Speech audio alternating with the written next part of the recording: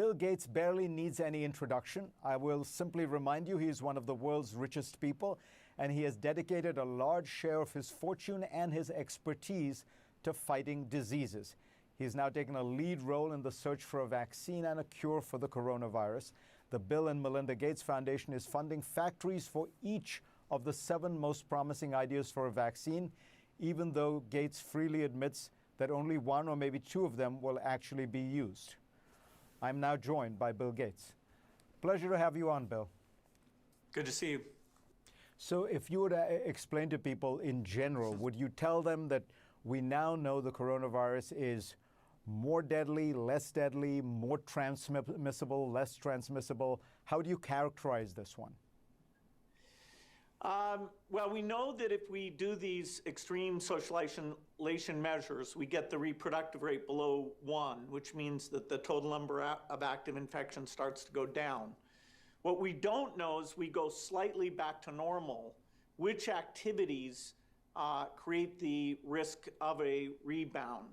And so we need to put into place a very dense testing regime so you would detect that rebound going back into the exponential growth very quickly and not wait for the ICUs to fill up and there to be lots of deaths. You know, if you see the hot spot, you can understand the activities causing that, change policy there and get it back down to into the decline. So that the brute force tactic that was used did work. It worked in every country. But that's caused such immense damage. Now we want to back off from that. And we're a little naive about how to prioritize those activities. We need the testing. We need strong leadership where the scientific community and the politicians are saying, okay, what's the value? Things like school obviously have a very high value if we can figure out a format that's not driving a lot of infection. So you talk about testing. Everybody talks about it. And it seems bizarre, just from the outside, that it would be so hard. I mean, this is the richest country in the world. People have made analogies to wars. During World War II, the United States went from a standing start, 0 planes, to being able to produce a plane every 63 minutes in one of the Ford factories.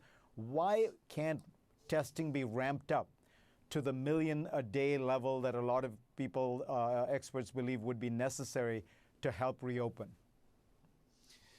Yeah, so it looks like with new machines and using them in a better way, we'll be able to get up to 400,000 or 500,000 a day. That's just barely enough for really doing the tracking. There's some very innovative ways of running those machines or eventually getting the strip test that could take us to higher numbers. The key thing about the US, though, is this focus on the number of tests understates the cacophony and the mistakes we've made in our testing system. The access to that testing system is very unequal. The wrong people are being tested, and anytime you don't get results in less than 24 hours, the value of the test is dramatically reduced. And so the US is unique in terms of it's who you know, whether you get in the front of the line, asymptomatics can get in front of the line, and you get these lines that are way too long. Let me ask you about the vaccine that that you've been so involved in. So when I talk to experts, it's there's a range of views. One of which is, look, we may not get a vaccine. We don't have vaccines against some other coronaviruses. There are some viruses for which you don't get one. And on the other side, people telling me, well, with so many efforts being made like yours, the government is also doing one, the British government is doing one, the Chinese are undoubtedly doing one, we'll actually end up with a vaccine much faster than people are predicting. Well, it's very hard to compress these time frames. And, if everything went perfectly, we'd be in scale manufacturing within a year. We may not achieve that. It could be as long as 2 years.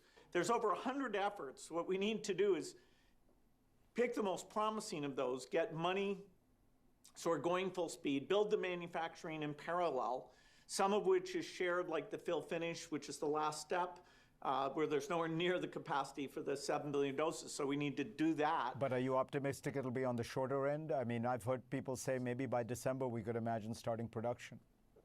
No.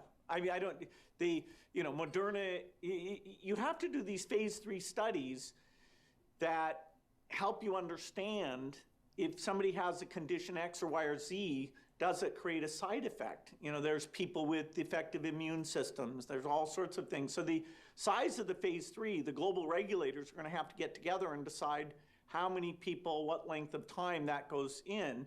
And you'll have to trial where there's a very heavy infection rate. So, you know, the idea of being in manufacture by the end of the year, that's beyond my what's likely. Dr. Fauci and I have, you know, been fairly consistent in saying 18 months to not create expectations that are too high, because this influences, short of a miracle set of therapeutics, this influences when we get to go back to true normal.